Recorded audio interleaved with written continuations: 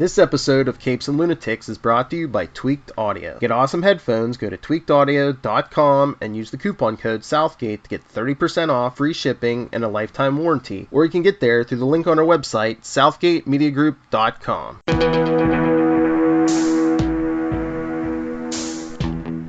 Are you sorry? Are you heartily sorry for all of your sins? Well, it doesn't matter. For now is the time of your just punishments. Welcome once again to Just Punishments, the Capes and Lunatics Southgate Media Guide to the Punisher on Netflix. Tonight's episode, Season 2, Episode 11, The Abyss. Amy rushes to protect Frank, who lies defenseless in a hospital. Pilgrim gets some crushing news. And Karen Page calls in a favor. I'm your host tonight, Charlie, the Professor Esther, and with me, as always, is my skinny rich friend. It's Mozz. Hey, Mozz, welcome back. Good episode tonight. Our director tonight for The Abyss, Season 2, Episode 11, is one Mira Menon. Jerry Conway, John Romita Sr. have those Marvel created by credits, as well as Ross Andrew. Steve Lightfoot gets our credit by. This episode was written by Laura Jean Leal, Leal. Angela Lamanna, of course, is rocking it as our executive story editor. And you wouldn't be an executive story editor if there was not just a regular story editor right underneath you to boss around. Hardest working man in show business, Ken Christensen's story editor. Okay. Yeah, this was I liked this episode. I really did. Yeah, it was a fun one. Yeah, well, I like that for an episode with so little violence, it still made for a good Punisher episode because we really got to get a little bit of a procedural here, sort of we have Karen and Madani doing their little Dick Tracy bit and proving Frank's innocence. But we also see Frank dealing with what he feels he's done. And can we just give a shout out to guy who's bad at his job this week? The cop in charge of making sure no one goes in to talk to Castle. But, well, I mean, I don't think it was really his fault because the other guy was a cop too, you know? Well, yeah, I know, but it just seems like there's three people who come up. He's like, yeah, go ahead. It's like. Oh, right. Lawyer. I was like, oh, okay, lawyer. You go in, lawyer. And doesn't verify that she actually is his lawyer. He just basically says it. He's like, okay. And the same thing pretty much happens with Amy, and then of course you have the cop later. Who actually, I think the cop was actually relieving him. I think he was coming to say, yeah, I'm the new chef. And then exactly. Yeah, but just there a little. It was sort of, this reminded me a lot of the sort of subplots of The Dark Knight, where the cop ends up being the one that wants to take the bounty out on Batman. Yeah, obviously he's Marvel's Batman, but I kind of do dig that they put him in his place, that he's just a human, and they leave his stories and his effect to its own little bubble. You know what I mean? Well, kind of makes more sense. Although he's not rich, so I guess. Yeah. Well, I don't know. He steals enough drug dealer money that maybe he has a little bit under the mattress. But one of the things I liked about, and this is jumping way ahead with that cop scene with the cop who tries to kill Castle. And for what it's worth, Castle's like, yeah, here's my arm, man, because he is he feels he's broken his code, like Krista said he would. And but what he says is he killed. Basically, he's coming after him to collect the $5 million. Yeah, but he also makes this point that because he killed the Kitchen Irish, one of those guys was his cousin. So his cousin was a mobster, was a part of the Kitchen Irish mob, and he's a cop, which makes you wonder how good of a cop he really was, especially since he's decided to go claim a bounty of $5 million on Frank Castle's head. Although, for what it's worth, people are missing out on this bounty because it's not a bounty for him dead. You gotta bring him in alive. Right. That's why Yeah. he had the injection, right? Yes. But yeah, so that was neat. Now, jumping back to the start of this, of course, we do have Frank basically, we open up with Frank being wheeled into the hospital, busted up bad, and I think Mahoney's there with him and says,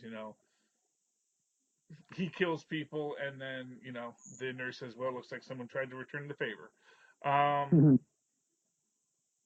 but I mean, there's a lot that's going on in this, but one of the things I thought was most fascinating. I mean, there's a couple things very fast. I mean, there's a lot that's going on here. One of the things is when Mahoney and Dina are talking, and Mahoney makes the point that no, they weren't trying to kill Castle. That all we found was rubber bullets and rock salt. You know that basically they weren't trying to shoot him. Um, as well, they weren't trying to kill him as Frank was basically tearing the place up. So the Um, rock salt being what they were shooting out of the shotguns, is that the yeah, implication? that's what it is. So yeah, and rock salt, it's actually you can kill a person with rock salt. It's like shooting blanks. It's like actually you actually can cause someone horrible damage and actually kill someone. Well, yeah. I mean, it's still a projectile, still coming at the same velocity out of a shotgun. So, Yeah, I it's mean, also like, still superheated and all that kind of stuff. right. I But mean, it's like it'll softer than. cause its damage and it'll dissolve inside your body. So that's kind of ingenious in a way. Yeah, well, what it normally is that because it's so soft, it like Mm. breaks apart when it hits your skin, but it can actually, but if it's close enough, it'll have enough Mm. velocity to actually, really hurt you and could theoretically kill you. Right. Um, but what I like, and Mahoney's kind of lording it over Madani in this. Right, but Mahoney knows, and he's sort of like sidestepping his own moral code in order to put tamp this thing down, tamp this violence down, I guess, but he's definitely skirting his own moral code to do it. Because he knows Frank didn't have anything to do with it. Like, if such a bad cop as Madani could figure it out, I'm sure he knows Well, what happened, which is why he's hiding the bodies. yeah. Well, no. I mean, I honestly no. What he said was pretty straightforward, which was that Frank was they really because really he No, doesn't but know. he's trying to propagate the false narrative that Frank killed those women when he knows he didn't. Well, no, he doesn't know. So essentially, the only reason why Karen Page and Madani, when they do examine the bodies, realize that it couldn't have been Frank, is because it was at close range, and Frank thinks he shot them in the crossfire. Okay, so Um, Mahoney doesn't have a conceptualization of where he shot them from. He has no clue of how that actually went down. well, actually, So what he's he missing said that bit of was information. what he figured was that Russo was using them as human shields, and Frank shot through them. And when Madani says that's not Frank's house, like, well, what am I supposed to think of this? I've got these three dead bodies. I've got Frank, and for what it's worth, when they find Frank, he's he's sitting there. He's saying he says he's not denying it. He's not saying he Right. didn't kill them. So it's like, what's he supposed to take from that? Yeah. But what I think is neat in that is, and of course that's the thing. It's like it comes to this question about whether or not we're going to trust that Frank has a moral code, and that is essentially what the crux of this episode is. And when Billy calls Frank, calls Madani while she's at the hospital to talk to Frank to basically gloat, Hmm. you know, it is about him saying, I made you break your moral code. You're not better than me now. Right. And Krista is doing this to try and give him closure so that he can move on. But I think what you kind of get from this is the fact that I think he kind of says that, you want this thing and then, you have it and it's not what you thought it was. And I think Krista was hoping that realization is going to help him move on, but quite the opposite, I think. Yeah. honestly, the relationship between Krista and Billy in this is, you know, especially with her comfort in, you know, her understanding what Billy did. And what she did. It seems like such a sharp pivoting turn in her character that they don't really take the time to gradually take the steps to get there. It's sort of a harsh sort of kind of thing to take in how Well, sharp that turn is. well, I think she said, because what she says is she didn't do anything. She just told you how to get to Frank. He's the one that did it. So I guess in that sense, she absolves herself of it. But at the same time, it doesn't change how she sees Billy, and does not, doesn't, and I guess if we're going to take anything from it, it is that she has this coldness in her, which, maybe when we look at her father's story, when she tells her father's story, um, which is such a messed up story, Right. because that's where we find out who KM is, and KM is her father, and apparently was a guy, did 2 tours in Nam, came back with very severe PTSD, and after a fight with her mother, um, he basically takes her and says, if she can't have, if he can't have her, then no one can, and then he jumps out of the window with her, which is how she got all those scars. Which is, not for nothing, really dark, but Yeah, but my favorite thing was her perspective on that situation. Lying there on the ground, from that little girl's perspective, she only thought like, "Hey, man, there was nobody that could help him. yeah, He had nobody that could help him. He could have just used a little bit of a hand, and he would have been all right." And so it was a wonderful bit of, giving us insight into where she comes from, or where her character comes from, like her moral code, or who she is, and then all of a sudden she's flipped on the other side of not being a person that's out to help people, but is comfortable hurting people. It's such a weird dichotomy that shouldn't exist, or well, coexist, I rather. mean, I guess from her perspective, it's, she wants to help people at any cost, and that, saving, and I think she even says that about the hookers, is that she didn't know them, you know, these weren't real people to her, you know, he did what he did, but this is all to help him get to the next place so that he can actually get to a better life, which is not a good excuse, really, but it is the No. excuse she's using. Yeah. That's what it comes down to. It's not a good excuse, but it's the one she's using. Uh, Right, I mean, I think it's also faulty writing too. It could have been better, not faulty, but like maybe a little lazy.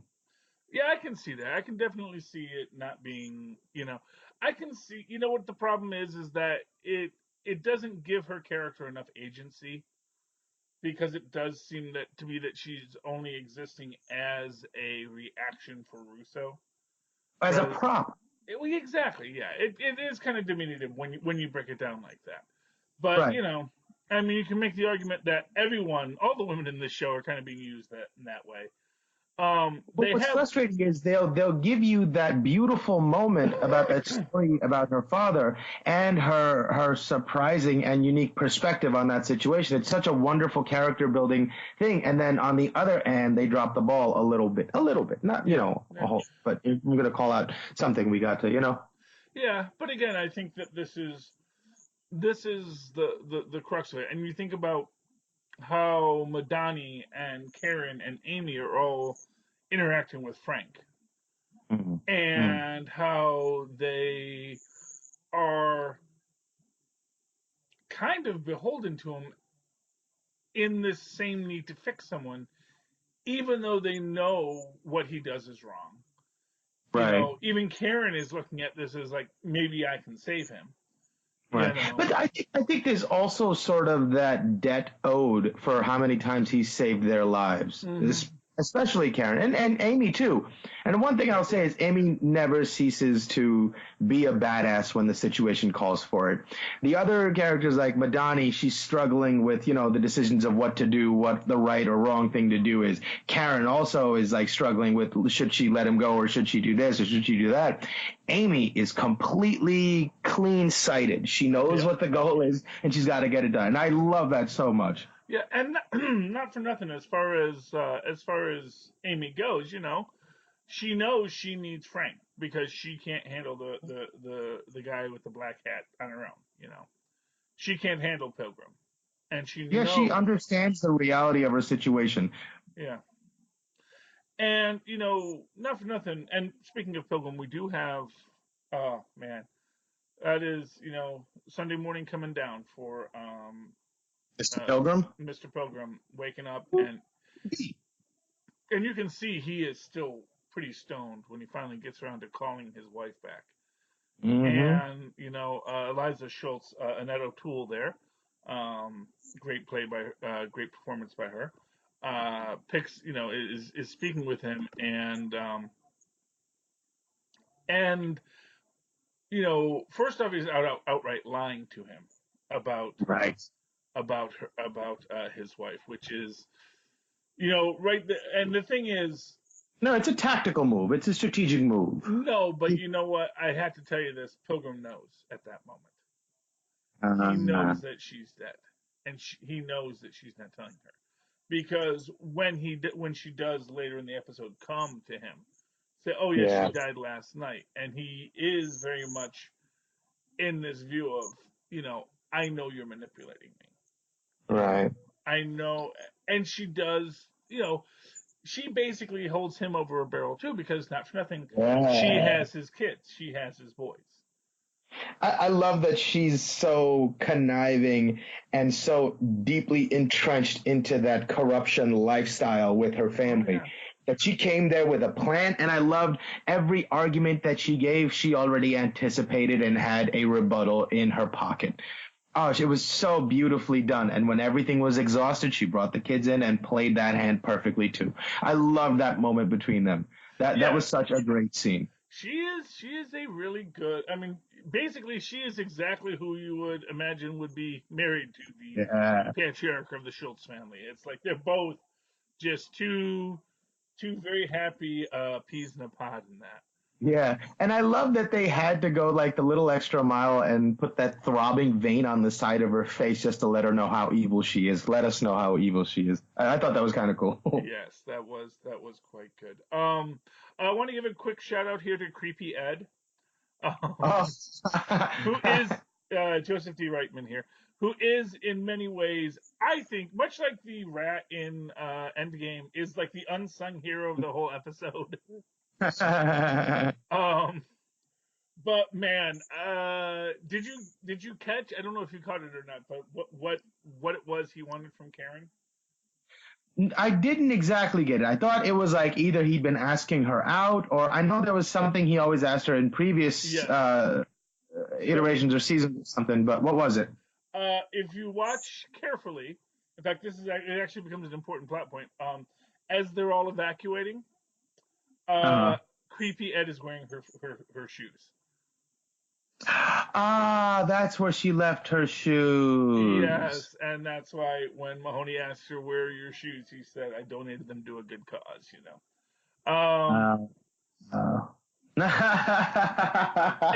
Creepy Ed. Creepy Ed, and I like the fact that it is super creepy. There's no argument there. That's so great. But it's not like there was. The level of violation that occurred in it is, it is reasonable. It was still in the realm of fetishism, like acceptable, even mainstream fetishism. Well, yeah, I mean, even that. Honestly, whether or not, what it is, it's like you don't feel that Karen feels particularly violated about it. Right. That it's something that she did, but it's actually. It's just that much worse because he asked for it, It's like right.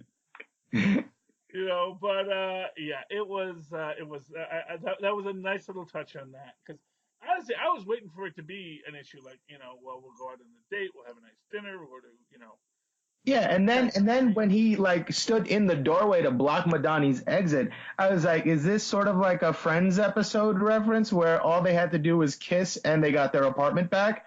And I was like, okay, but then he lets Madani go and he's like, okay, well maybe he wants to do something with Karen. Well, That's funny. he is clear. Like I said, this is why he's creepy Ed. Like she says, Right. you should work with the cops more. I said, yeah, and I've tried, but people don't like me. They call me creepy Ed. It's like maybe you should try to be a little less creepy Ed. He is who he is, and he wants to be who he's to be. Yeah, I don't know. God bless creepy Ed. So, but he is like, Yeah. as I say, he is the hero of it because he does give Madani and Karen Page access to the morgue, which they had no legal right to do. And again, like I said, what they realize is that it couldn't have been Frank because of the way it went down. That from their perspective, this was a cold-blooded shoot that Frank would have had no reason to do. You Right. know, and of course,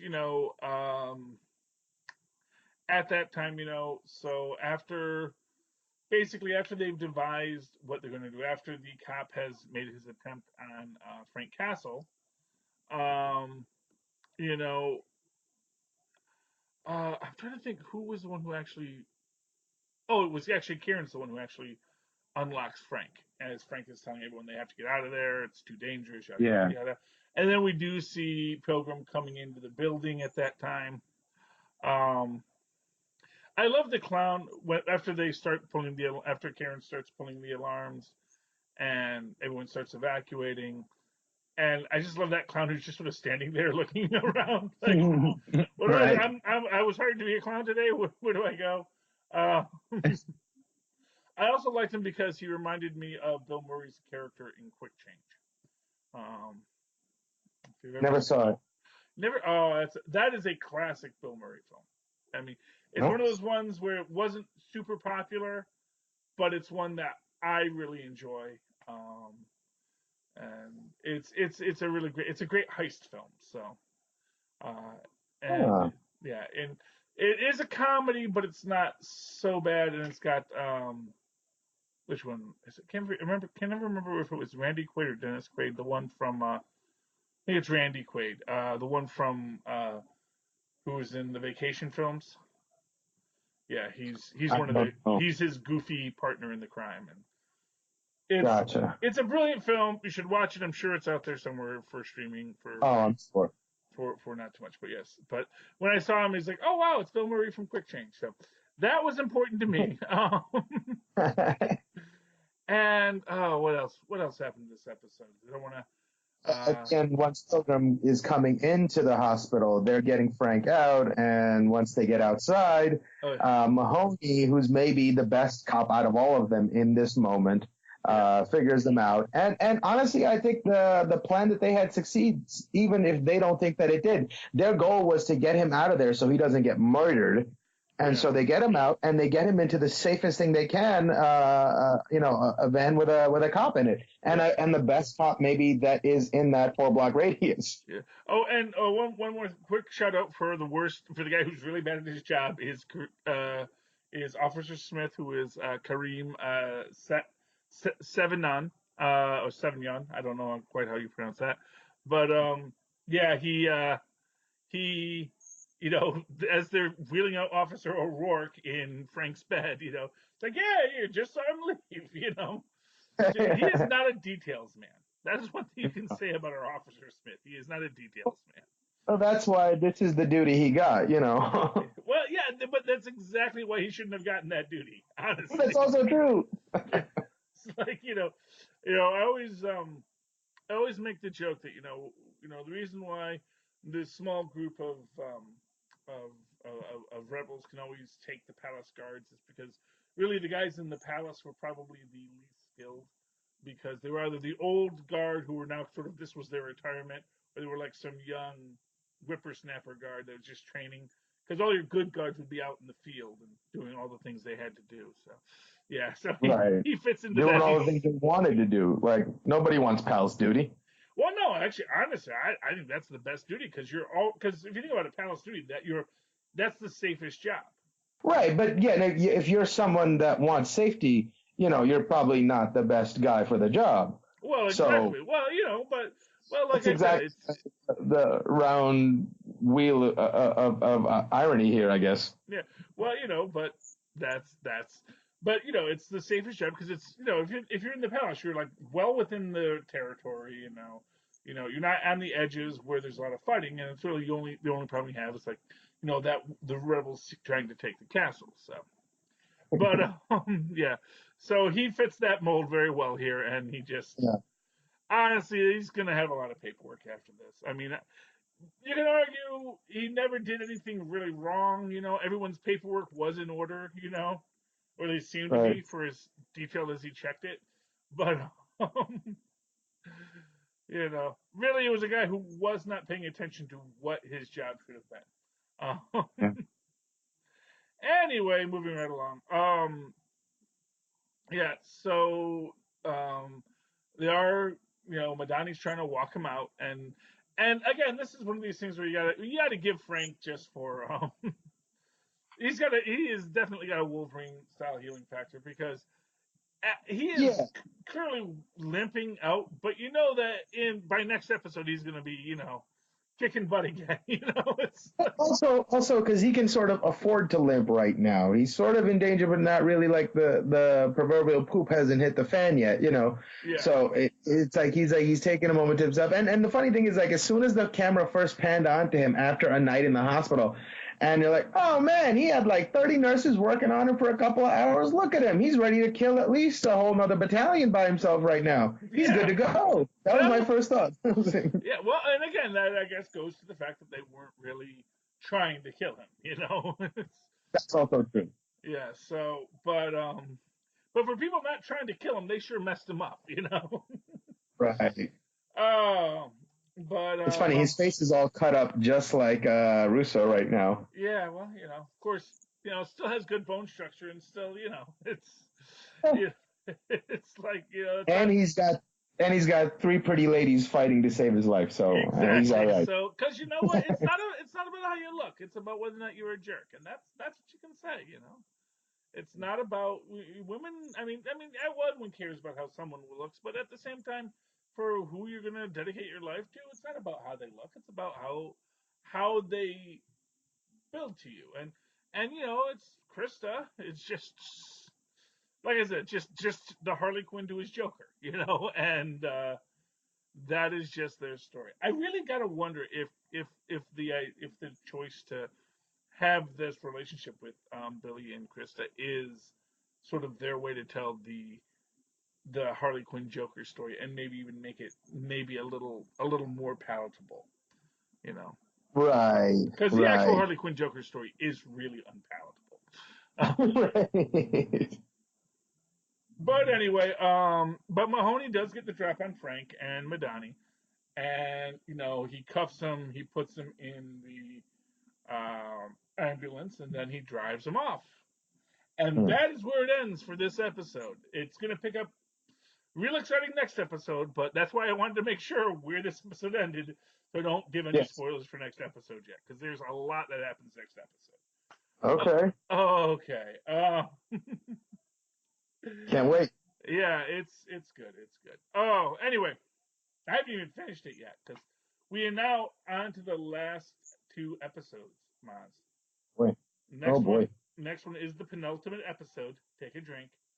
And then we get to our final episode, just as Jessica Jones is about to. Jessica Jones. Yep, midnight tonight Eastern. That's when the first episode airs. So we're going to try and get those out to you, good listeners, as soon as possible. But in the meantime, Mozz, final thoughts on tonight's episode? Oh, I thought it was a really fun one. I was glad to see Karen Page in the mix again. Yes. Although she has not told Matt Murdock where she was, which... Well, he doesn't own her. No, he doesn't. But she is using the fact that she is representation for Although it is, for what it's worth, it is Nelson Murdoch and Page now. So That yeah, is true. that is true. So she is the right as a partner to go take care of this stuff. And she's got a good head on her shoulders. She knows the right thing to do at the right time too. Yeah, she does. She does. Anyway, yeah, this was a great episode. And again, like you said, great to have Kieran Page back. Great to have Matt Murdock in a shout out too. You know, let Indeed. everybody know it's still a connected universe on Netflix. But anyway, in the meantime, if people would like to talk to you about any of this stuff, Maz, how can people find you? Or they can email me at mozzmanzor@gmail.com. That's MOZZMANZOOR.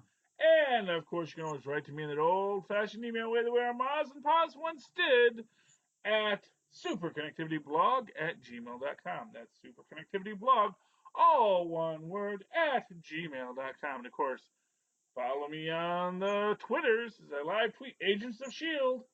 and other things as I see fit at Charlie Esser.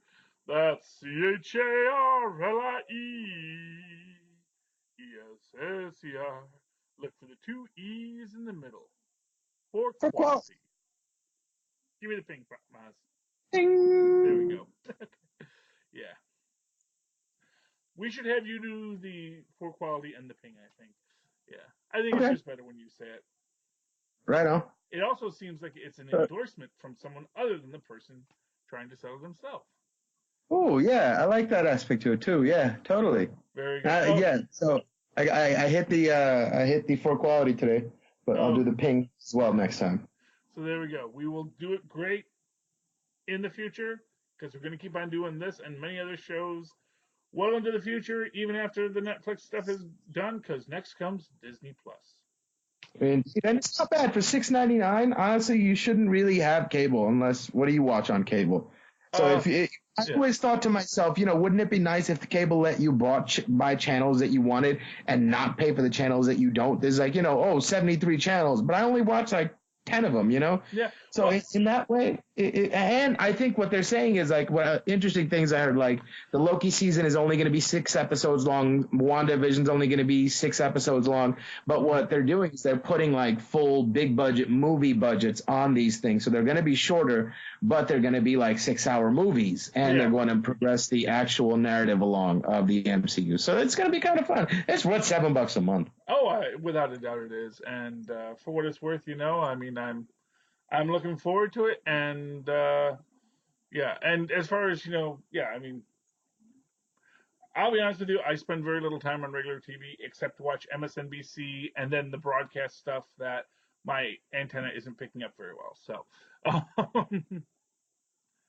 and big fan of Tubi.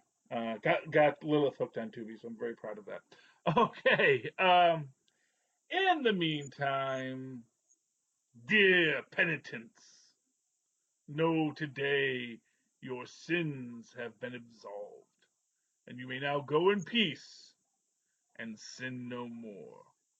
But when you do, return here for your just punishments. Good night.